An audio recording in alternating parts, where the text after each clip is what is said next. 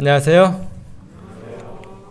우리 빨리 3월 14일이 좀 지나면은 혹 1, 2부 예배가 합쳐지지 않을까 생각이 돼서 빨리 좀 시간이 지났으면 좋겠는데 우리 청년들이 2부 예배 때는 또 많이 참석하셔서 감사합니다. 우리 속히 우리 함께 모여서 형제들 서로 사랑을 나누고 또 하나님께 한 목소리로 찬양할 수 있는 그런 날이 오기를 바랍니다.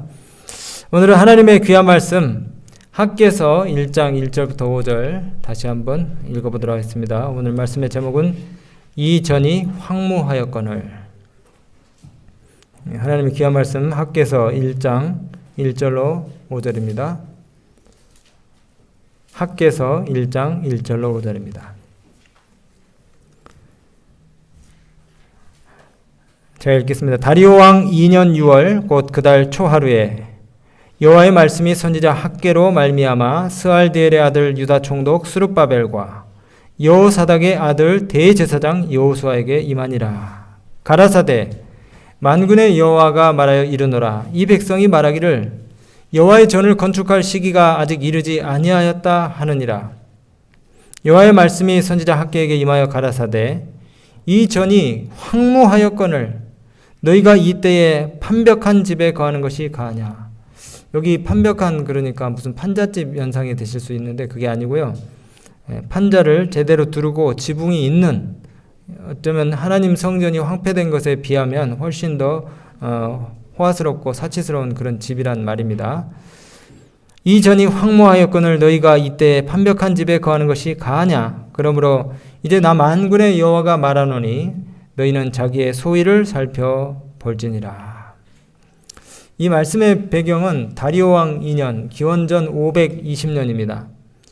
근데 이보다 한 18년 더 앞서서 기원전 538년에 이 이스라엘 백성들이 페르시아에서 해방이 돼가지고 유대 땅으로 돌아왔어요. 좀 더 쉽게 말씀을 드리면 유대 백성들이 포로 생활을 끝내고 돌아온 지 지금 18년이 지났다는 겁니다. 다리오 왕 2년 그럼요. 여기 다리오 왕 2년이라고 그렇게 딱 그 연도를 분명하게 밝힌 의도는 귀환한 이 유대인 포로들이 자기 고향 땅으로 본국으로 돌아온 지 5년도 아니고 10년도 아니고 무려 18년이나 지났는데도 18년이라고 하는 그런 긴 기간이 흘렀는데도 여전히 성전을 완공하지 못하는 그런 상태로 있다는 사실을 암시하기 위함이었다고 어떤 학자들은 말합니다. 사실 그 유대 백성들이 포로로 바벨론 혹은 페르시아를 떠나서 페르시아로 끌려갔다가 본국으로 이렇게 돌아오게 된 것은 고레스 왕이 해방시켜줬기 때문에 꼭 돌아온 것만은 아닐 거예요. 또 고향이 그리워서 이 사람들이 돌아온 것만은 아닐 것입니다. 무슨 말이냐면요. 이 유대 땅은 어떻습니까? 지금 60몇 년 전 혹은 70년 전에 이 사람들이 포로로 끌려갈 때 완전히 쑥대밭이 됐을 거예요. 성전이 황폐되고 유린되고 그 다음에 이제 지금 돌아가 봐야 생계 방도가 있습니까? 없습니까? 생계 방도가 아무것도 없는 그런 아주 황폐한 땅으로 돌아가는 것일 거예요. 그래 그 땅에 자기들이 돌아간다 한들 무슨 그 땅에 매력이 있겠습니까?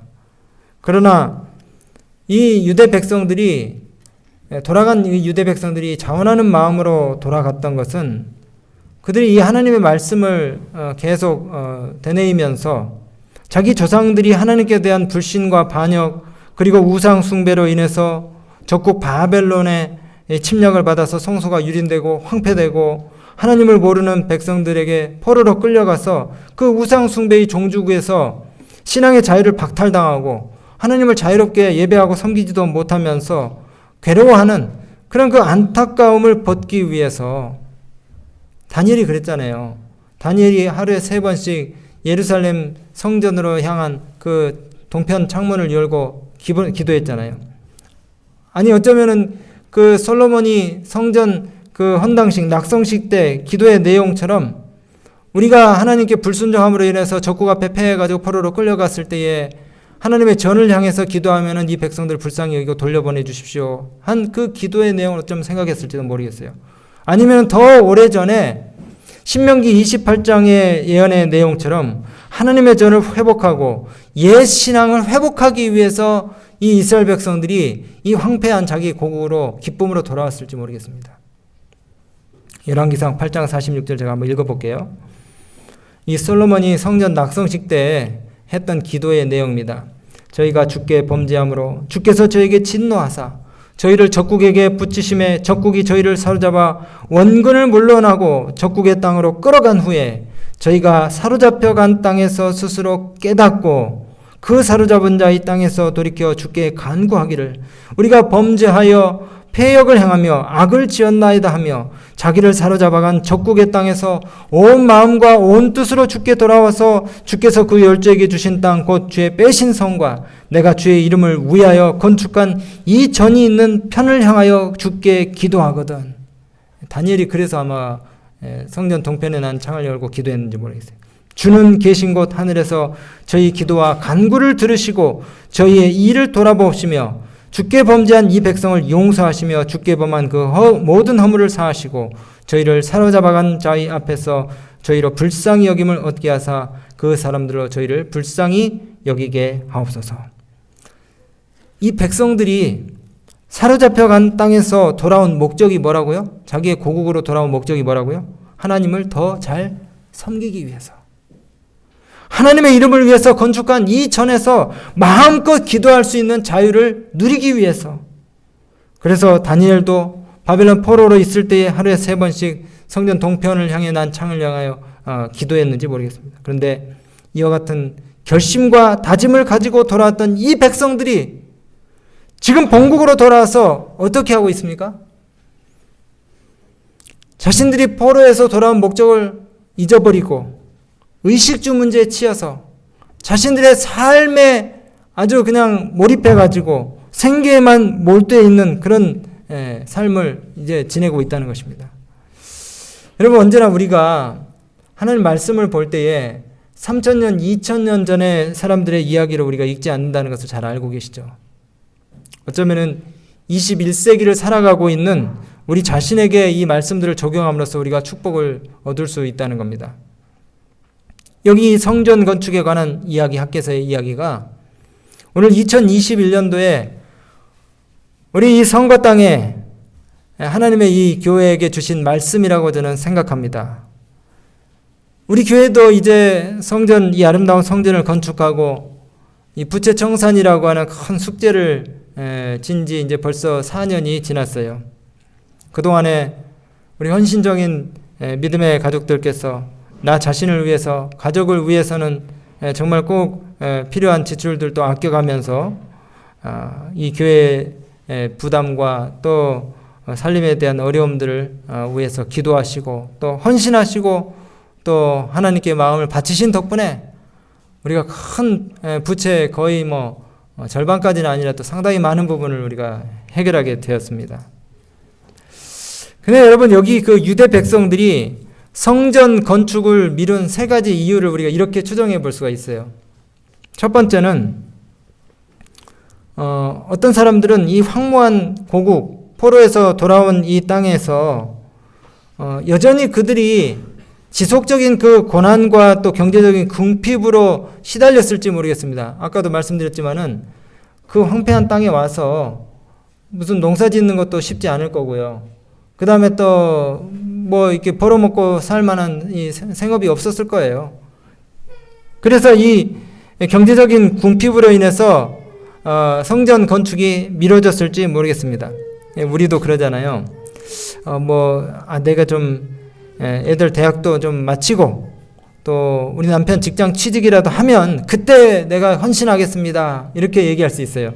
아니면은 내 개인의 어떤 그 빚이 좀 많고 채무가 있으니까 요거를 해결하면 내가 교회에 헌신하겠습니다 하는 그런 그 경제적인 여력이 있을 때까지 우리가 기다리는 그런 그 마음들을 품을 수 있습니다. 또 어떤 사람들, 두 번째 어떤 사람들은 예언적인 그 포로의 기간이 아직 70년이 차지 않았기 때문에 지금 서둘러서 성전 건축을 우리가 완수할 필요가 없습니다. 이렇게 말하는 사람도 있었을지 모르겠어요.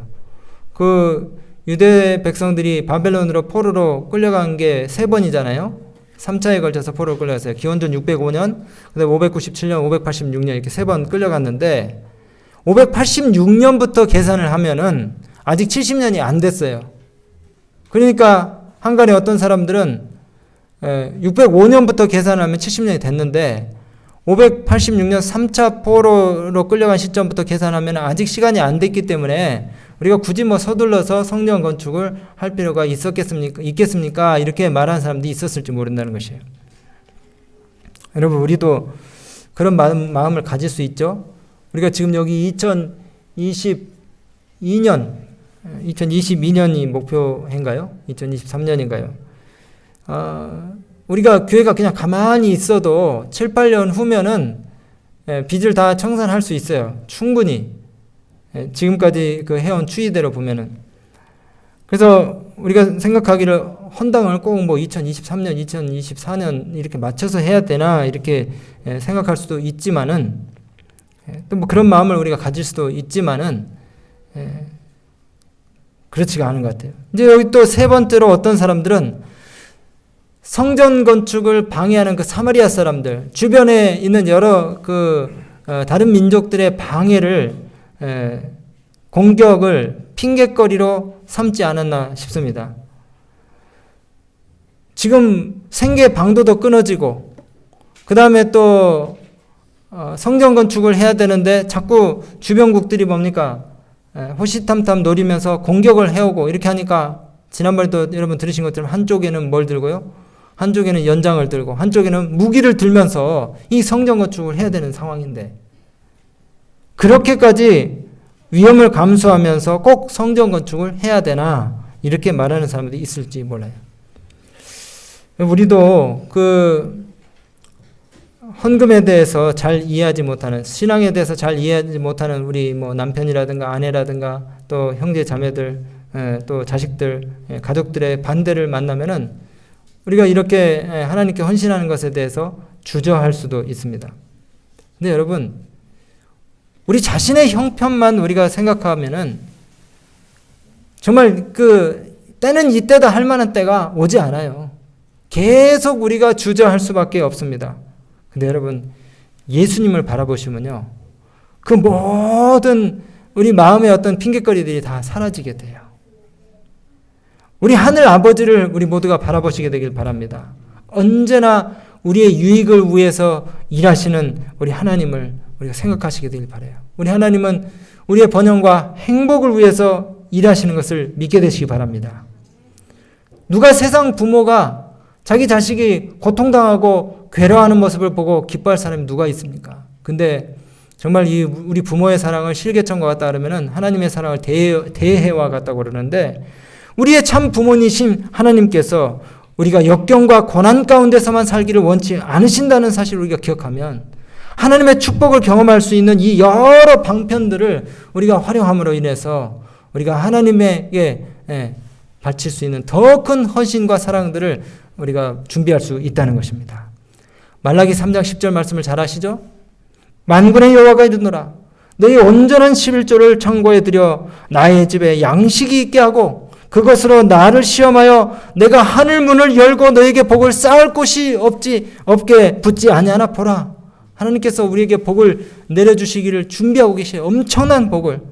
시편 50편에 뭐라 말씀하십니까? 천산의 생축이 다 내 것이고 땅과 세계와 거기 충만한 것 다 우리 아버지의 것이다. 그렇게 말씀하셨어요. 우리 하나님 부여하십니까? 하나님이 우리가 낸 어떤 작은 헌금에 의존하시는 분은 아니에요. 단지 우리의 이기심을 제거하도록 방편을 이렇게 만들어 놓으신 것입니다. 여러분, 하나님께 드리는 것이 왜 축복이 될까요? 일단 우리가 하나님께 정성을 다해서 예물과 헌금을 드리면은 드리는 곳에 우리의 재물만 가는 것이 아니고 거기에 뭐가 갑니까? 우리의 마음이 가요. 네. 내 재물이 있는 곳에 내 마음도 있느니라. 그래서 내 마음이 가니까 내 삶의 방향과 초점이 거기에 맞춰지게 되는 것입니다. 그래서 세상에 여러 유혹들이 많지만 그 유혹에 흔들림이 없게 되는 것이에요. 불필요한 곳에 낭비나 지출이 줄어들고 근검절약하고 또 알뜰한 삶을 살게 되면서 어떤 분은 그러더라고요. 안식일교인 3대가 되면 부자가 된다고. 네. 그래서 사실 오늘날 자본주의 그 국가들이 부자가 되고 큰 번영을 누리는 것도 이 청교도들의 신앙이 바탕이 돼가지고 교육을 중시하고, 한번 보세요. 미국도 그렇고 한국도 그렇고 명문 대학들은 다 기독교 정신을 구현하기 위해서 세워진 기독교 대학들입니다. 그래서 교육을 중시하고 정직과 성실과 근면으로 부강한 나라가 되어요. 우리나라도 지금 이제 유교, 불교 국가였다가 지금 7, 80%의 국민이 기독교인이라고 그렇게 말해요. 우리가 참 잘 살게 됐잖아요. 네. 오늘 뭐 밥 굶고 오신 분 안 계시잖아요. 네. 그 정도면 우리가 잘 사는 거 아닙니까? 네. 여러분, 지금 세계 75억 인구 가운데서 저녁 식사를 거른 채 잠자리에 드는 사람이 엄청나게 많습니다. 수십억이에요. 수십억. 우리가 얼마나 행복한 지금 세월을 살고 있는지 몰라요. 지난주에 제가 라디오에서 그 어떤 프로를 이렇게 듣는데 이 주식 투자로 거부가 된 사람의 이야기를 하더라고요. 여러분 뭐 인터넷 검색해 보시면 나올 거예요. 이 압구정 미꾸라지 그러면은 주식하고 증권 분야에 아주 유명한 그 부자가 된 사람이 있습니다. 윤광로 씨라고. 근데 이분이 퇴직금 8천만 원 가지고 재산을 1,300억, 지금은 훨씬 더 많다 그래요. 수천억을 갖다가 벌어들인 분이 있어요. 제가 그걸 듣자마자 귀가 솔깃했어요. 그래서 어떤 얘기가 나올까 하고 더 주의 깊게 듣는데, 거기 나온 그 패널이 반전의 이야기를 하더라고요. 주식 전문가가.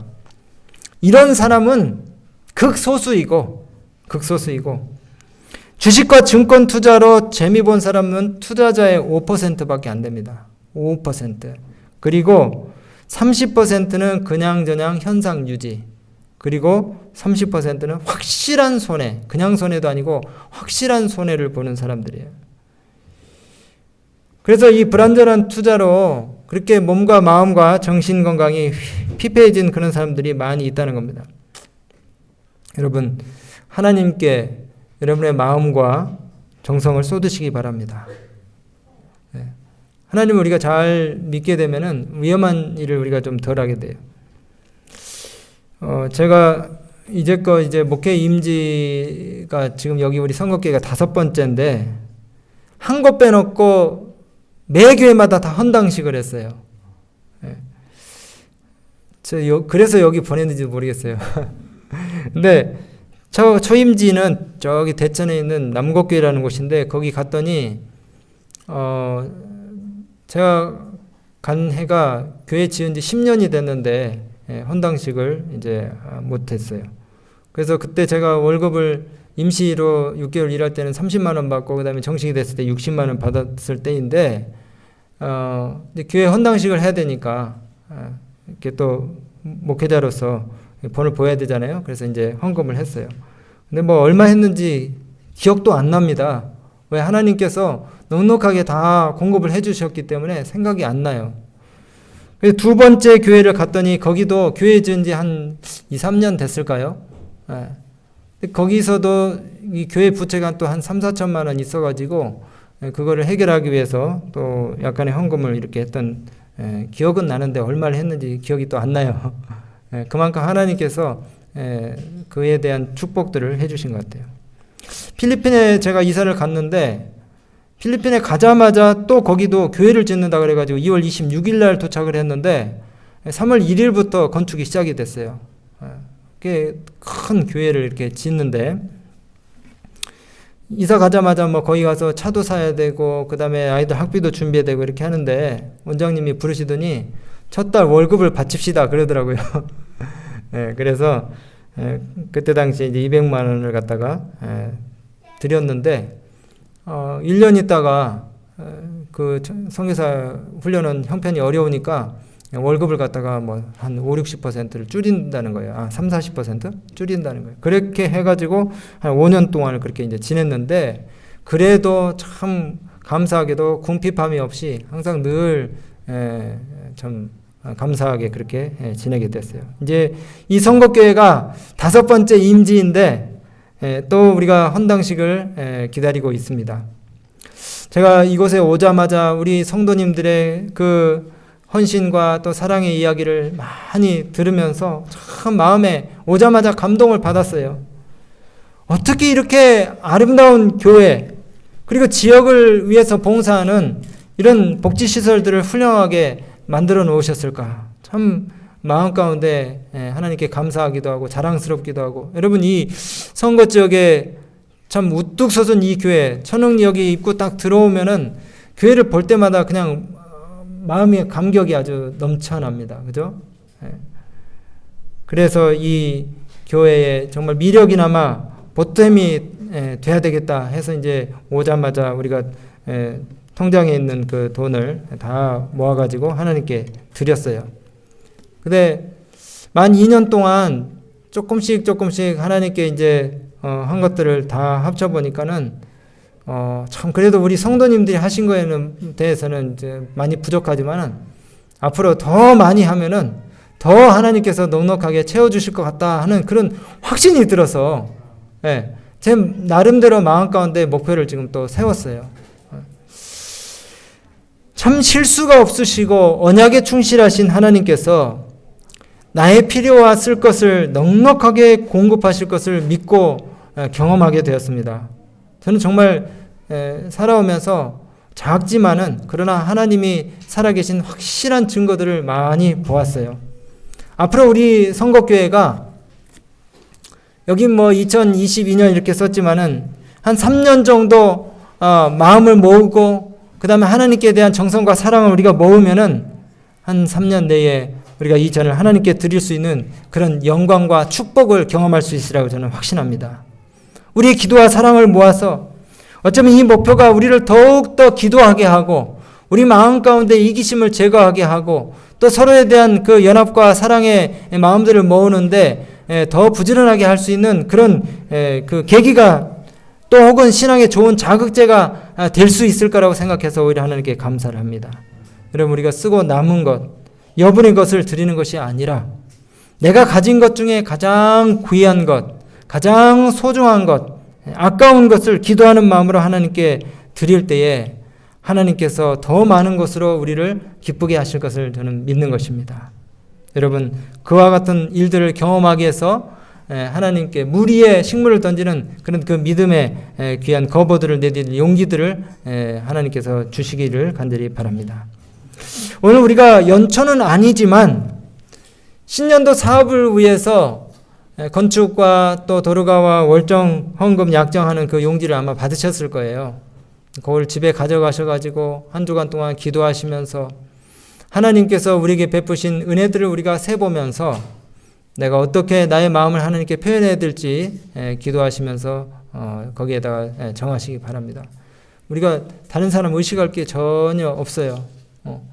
나와 하나님과의 관계에서 정말 과부의 두 랩돈처럼 하나님이 나를 지켜보신다는 그런 생각으로 여러분들이 정하셔야지 다른 사람을 의식하지 마시고 하나님께 여러분의 마음과 정성들을 준비해서 오시면 좋을 것 같습니다. 여러분 우리 주님께서 우리에게 베푸신 은혜들을 생각하고 그분께서 우리에게 쏟으신 그 신실하심을 우리가 믿기 때문에 자발적으로 기쁨으로 하나님을 우리가 섬기는 것입니다. 어차피 이 돈이라는 것은요 숫자에 불과해요.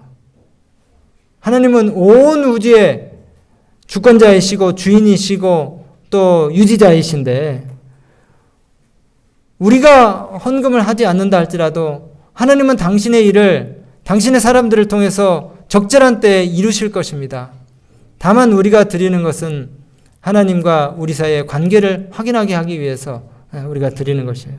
여러분 우리가 하루 3끼 먹으면 충분하지 그 이상의 맛있는 것이 더 우리에게 유익하고 또 만족스럽고 보람 있는 것입니까? 그렇지는 않아요. 우리가 뭐 한 끼에 5만 원짜리 10만 원짜리 음식을 가족들이 먹을 수 있을지라도 800원짜리 우리가 쌀국수, 삼육 쌀국수 하나 먹는 것만 못할 수도 있습니다. 그래서 제가 일부 예배 때도 제안을 드렸는데 한 달에 한 번쯤 우리 가족들끼리 4인 가족 기준으로 쌀국수 데이, 삼육 쌀국수 데이를 한번 좀 정해 보시면 어떨까 생각이 됩니다. 삼육 쌀국수가 혹시 싫으시면 신라면도 괜찮습니다. 이렇게 의도적으로 광고를 해서는 안 되는데 우리가 외부에 나가가지고 밥 한 끼 사 먹으려면 얼마입니까? 8,000원 혹은 10,000원 이렇게 되잖아요. 그러면은 4인 가족으로 하면은 뭐 4만 원 이렇게 되는데, 우리가 쌀국수를 먹으면은 한 3,000원이면 해결이 돼요. 그러면은 한 달에 정말 뭐 한 35,000원 정도 우리가 하나님의 이 성전 건축을 위해서 우리가 드린다 그러면은 참 우리 하나님께서 기뻐하실 거예요. 부자가 수천억 가지고 있는데 수억 내는 거하고, 그 다음에 뭐 통장에 잔고가 300만 원밖에 없는데 내가 하나님 앞에 3만 원, 5만 원 드리는 거하고 정말 그 액수로 우리가 비교할 수 없는 것이에요. 그 정성과 사랑을 하나님께서 보시기 때문에 어쩌면은 300만 원 가진 사람이 3만 원 내는 것이 더 하나님께 기쁨이 될 수가 있습니다. 여러분, 근데 그 쌀국수 한 그릇이 2만 원, 3만 원짜리 뷔페보다 맛이 덜합니까? 저 그렇지 않더라고요. 여기 집에서 제가 배고플 때 시장할 때 삼육 쌀국수 뜨거운 물에 탁 해가지고 어머니가 만들어주신 김치에다가 먹으니까 참 뭐 2, 3만 원짜리 뷔페 부럽지 않더라고요. 식당 하시는 분들이 계시다면 용서하시기 바랍니다. 식당도 많이 이용하시고 한 달에 한 번쯤은 쌀국수 데이를 만들어가지고 지글지글 라면 끓여서 계란 그 다음에 파 송송 넣어가지고 가족들하고 웃으면서 맛있게 드시고 그 다음에 식당 가서 우리가 지출하려고 했던 그 돈을 하나님께 우리가 바치면은 정말 이 하나님께서 우리의 마음을 보시고 더 큰 것들로 여러분들이 헌신하도록 하나님께서 축복하시라 저는 확신합니다. 여러분, 그 금액의 크기가 중요한 것이 아니에요. 우리 마음의 정성과 사랑이 중요하고, 과부의 2렙돈을 기뻐하셨던 것처럼 그 성의를 우리 하나님께서 기뻐하신단 말입니다. 어떤 분은 월정 헌금을 갖다가 증액시키는 방법으로 우리가 이 건축을 도울 수도 있고요. 또 어떤 분은 가게에 불필요한 지출을 갖다가 줄임으로 인해서, 또 어떤 분은 따로 우리가 건축원금을 약정함으로 인해서, 소원함으로 인해서, 그래서 우리가 다 서로 합심해가지고 액수와 상관없이 기도로 협력하면은 하나님의 이 성전 역사를 우리가 금세 마칠 수 있을 거라고 그렇게 생각합니다. 혹 알아요? 우리가 정말 정성스럽게 내가 가진 최선의 것을 하나님께 드렸는데 내가 가진 것이 부족해가지고 저 다른 지역에 사는 사람들 이 기회를 보내주셔가지고 그 사람들을 또 헌신하게 해서 함께 이 사업을 갖다가 마치실지 누가 압니까, 여러분? 그러니까 우리가 오늘 갔더니 목사님이 헌금 얘기를 하더라 그래서 부담을 가지실 게 아니고 내가 정말 하나님을 위해서 할 수 있는 것이 무엇인가를 생각하면서 작은 거라도 기쁜 마음으로, 즐거운 마음으로 신나게 하나님께 소액이라 할지라도 드리게 될 때에 하나님께서 우리의 마음을 보시고 우리 사역을 함께 이룰 수 있는 사람들을 또 보내줄 수 있다는 것입니다. 여러분, 이 고린도후서 9장 7절에 이 말씀이 있어요. 각각 그 마음에 정한 대로 할 것이요 인색함으로나 억지로 하지 말지니 하나님은 즐겨내는 자를 사랑하시니라. 어떤 때는 저도 목회자지만은 그 수입이 이제 좀 생겨가지고 11금을 좀 두툼하게, 그 다음에 또 뭐 감사원금이나 건축원금을 두툼하게 간혹 드릴 때가 있어요. 근데 희한하게 그게 내 호주머니에서 빠져나가는 건데도 그게 그렇게 즐겁고 재밌더라고요. 재밌어요. 하나님이 능히 모든 은혜를 너희에게 넘치게 하시나니 이는 너희로 모든 일에 항상 모든 것이 넉넉하여 모든 착한 일을 넘치게 하려 하심이라. 기록한 바 저가 흩어 가난한 자들에게 주었으니 그의 의가 영원토록 있느니라 함과 같으니라.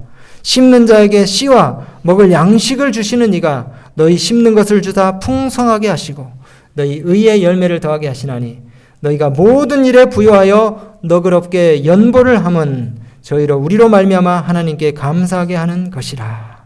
여러분, 예수님이 우리에게 뭘 주셨습니까? 자신의 생명을 내어주시면서 흠없는 제물이 되셨어요. 그리고 우리를 사망에서 건져내셨습니다. 그러니까 우리도 우리의 온전한 것들을 우리 주님께 바쳐야 하지 않겠습니까?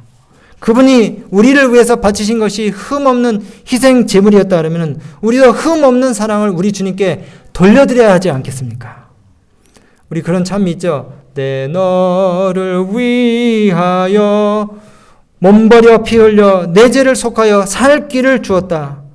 널 위해 몸을 주었건만 넌 나를 위해 무엇을 주느냐? 널 위해 몸을 주고만 너는 무엇을 주느냐?